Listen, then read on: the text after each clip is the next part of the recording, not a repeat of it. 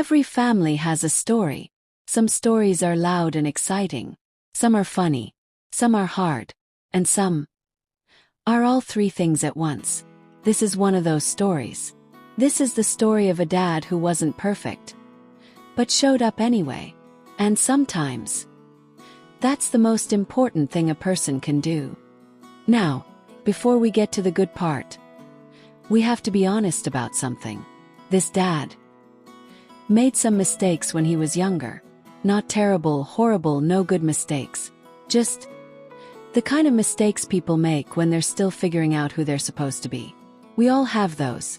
Some of us just have more than others. But here's the thing about mistakes.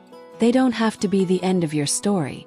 Sometimes they're just the beginning. For a while, this dad lived alone.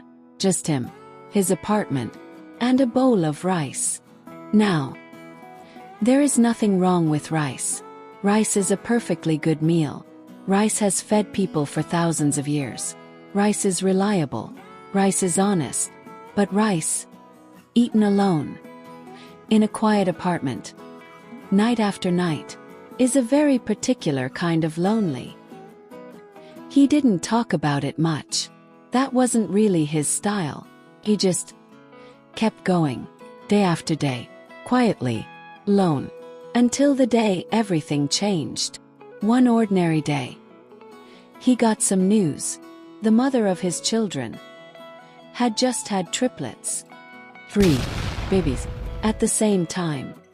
Now, if you have never seen a person take care of 3 babies at once, it is something to behold. 3 babies means 3 times the crying, 3 times the feeding, 3 times the everything. And she already had 2 other children who needed her too. 5 children, 1 person. He did the math. And that math changed everything. He thought about it. Not for very long, actually. He thought about those 2 kids. He thought about their mother doing her absolute best with more on her plate than any one person should carry. And he made a decision. Not because anyone told him to. Not because anyone asked him to. Just because it was the right thing to do. So he called. And in his calmest, most casual voice, he said, "Hey, so, you guys want to come stay with me?" Just like that. Like it was the most normal thing in the world. Like he hadn't just made one of the biggest decisions of his life over a bowl of rice in a quiet apartment by himself. And just like that, he wasn't alone anymore. The first thing he did was go shopping. Now this man took shopping seriously.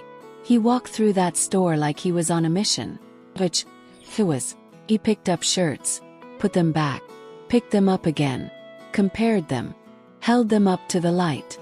He was not leaving that store until those kids had everything they needed to walk into school looking like somebody loved them. Because somebody did.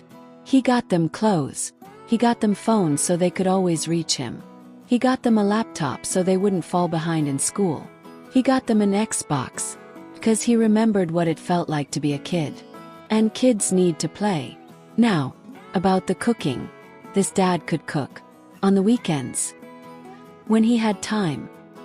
When the stars aligned just right. This man could make a meal. But weekdays were a different story.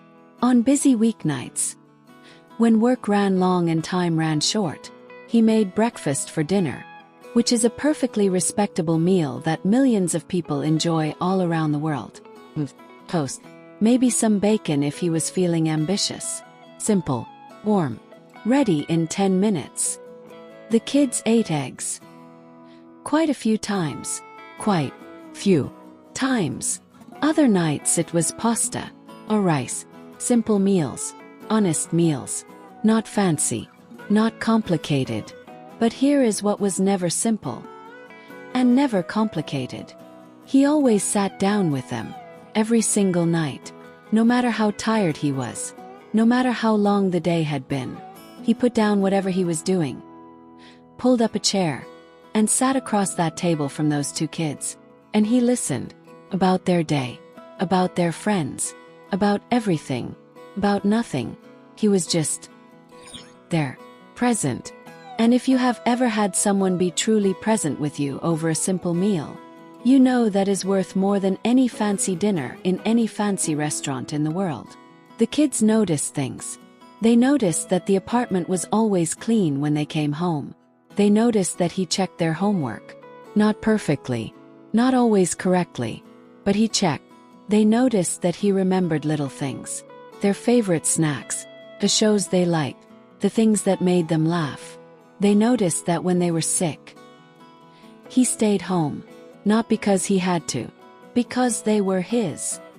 And sometimes late at night, after a long week, he'd fall asleep on the couch before they did, and they would quietly put a blanket over him, because that's what you do for someone who takes care of you.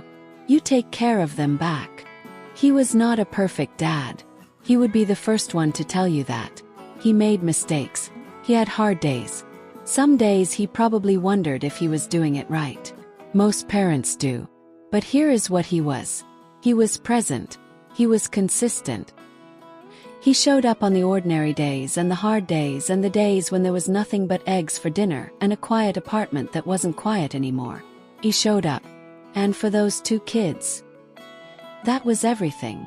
There is a version of this story where he stayed in that apartment alone, where the rice stayed lonely, where the chair stayed empty, where he kept doing the math but never made the call. But that's not this story. This story ends differently. This story ends with a dad who looked at a hard situation and chose to be part of the solution, who opened his door when he could have kept it closed, who cooked eggs for dinner and sat at the table anyway, who showed those kids that family isn't just about being perfect. It's about showing up. Happy Father's Day to every dad who showed up. And to the ones who are still figuring it out. There's still time. If this story reminded you of someone, leave a heart in the comments. Red heart. And if your dad makes eggs for dinner, you already know what to do. From all of us at MBNJplayz, thank you for watching.